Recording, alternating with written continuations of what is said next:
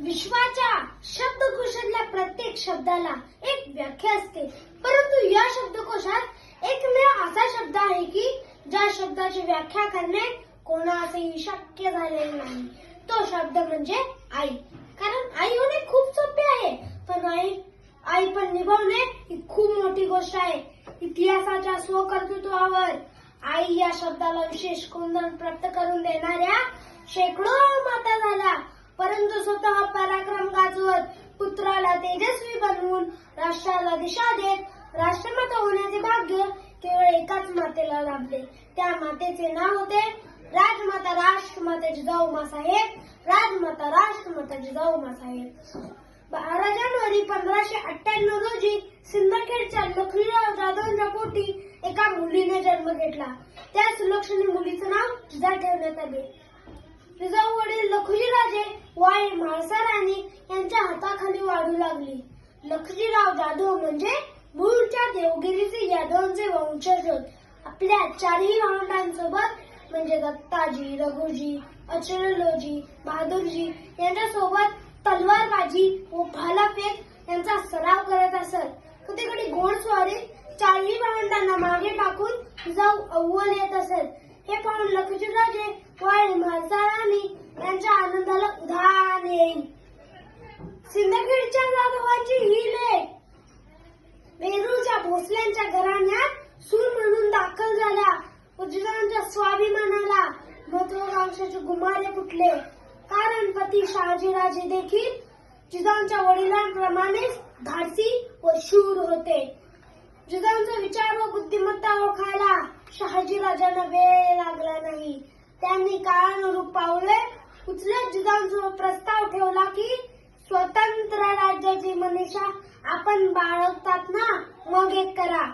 मोठा पुत्र संभाजी यांच्यासह आम्ही बंगळूर प्रांत सांभाळतो. तुम्ही बालशुभाला घेऊन पुणे परागण्यात जा. स्वराज्य उभारायचे असेल तर सह्याद्रीसारखे अनुकूल कुणीही नाही. जिजाऊंनी शहाजीराजांच्या विश्वासाला सार्थ ठरवत इतिहास घडवून दाखवला. पुढे छत्रपती शिवरायांनी उभे केलेले हे स्वराज्य सर्व जाती धर्माचे होते. हा विचार जिजाऊंनी आपल्या मुलाच्या काळावर कोरला. ज्यांना जमिनी नव्हत्या त्यांना जमिनी दिल्या, बी-बियाणे अवजारे पुरवली. मित्रांनो, जगातील सर्वात पहिली सहकारी बँक जिजाऊंनीच चालू केली होती, हे लक्षात ठेवा. जिजाऊंचा हाच विचार शिवरायांचा आचार झाला. स्वराज्याचे छत्रपतीच नव्हे तर युवराज देखील आपल्या हाताखाली घडवून घेतला. 6 जून 1674 रोजी जिजाऊंचे स्वप्न पूर्णत्वास गेले. मावळ महाराष्ट्राचा राजा, सह्याद्रीचा छावा, 12 बलुतेदार, 18 पगड जातींचा बळीराजा व जिजाऊंचा शिवराजा हा सिंहासनाधीश्वर शिवछत्रपती झाला. सिंहासनाधीश्वर शिवछत्रपती झाला. आज आमच्या प्रत्येक आईला वाटते की आपल्या मुलाने देखील छत्रपती शिवाजी महाराजांसारखे सर्वोत्तम, कर्तृत्ववान व श्रेष्ठ व्हावे. परंतु एका गोष्टीचा मला कायम विसर पडतो की शिवबा जन्माला घालता येत नाही, तो घडवावा लागतो. ते जिजाऊंनी घडवून दाखवला होता. शिवबा जर घडवायचा असेल तर आधी आम्हाला जिजाऊ व्हावे लागेल. दुर्दैवाने राजे पुन्हा जन्माला या असा ओरडून म्हणणारा हा आमचा समाज आजकाल जिजाऊंना गर्भातच मारतो.